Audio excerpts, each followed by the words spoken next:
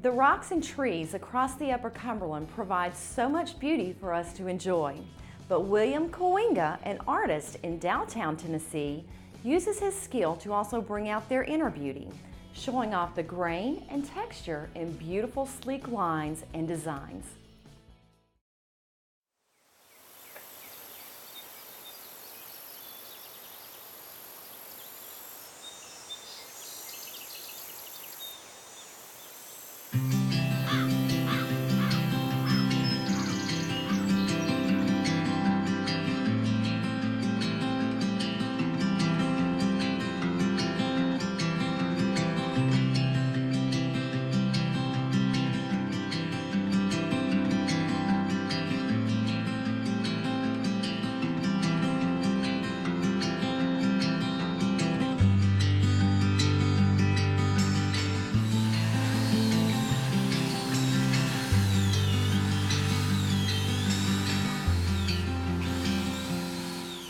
My name is William Kooienga, and I've been a sculptor for a little over 40 years.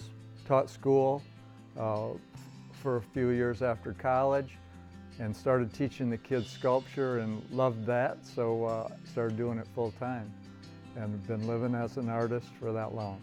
I was a drafting major in college and I took one sculpture class and I loved it.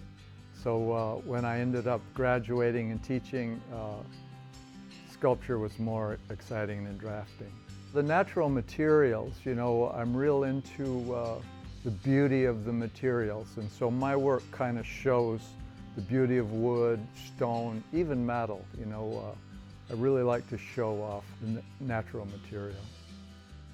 If I'm making a sculpture, a lot of times I'll look for a piece of material or I'll see a piece of material and it's like, oh, I know the grain in that piece of wood is really going to be cool. So maybe it's got a crotch in the wood or a burl. I like to work with burl because I know that grain will be beautiful. So a lot of times I'll be inspired by the shape of the wood. Take the bark off if it's got bark, draw some nice lines on it. But I never really know what I'm making. You know, I just start and go through a period of, oh no, I don't think this is going to work.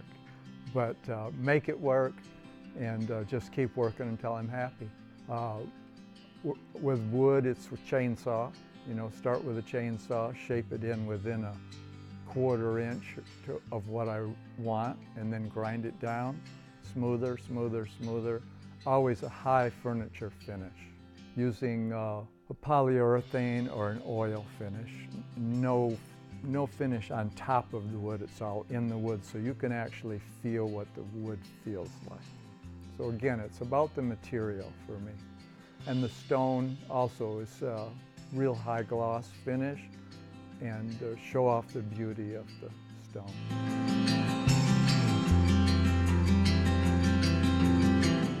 My wife and I are from Michigan. We've been down in Tennessee since 1980. We moved here because of the beauty of the land, and so we just love it here. We love the terrain, the lush growth, the warmer winters, and for 3 different times in Tennessee, well, once in North Carolina, we've bought at the very end of the road. So we have no neighbors. It's very peaceful, quiet, lots of natural wildlife and in the woods. I think what this setting does for me is it's just so peaceful.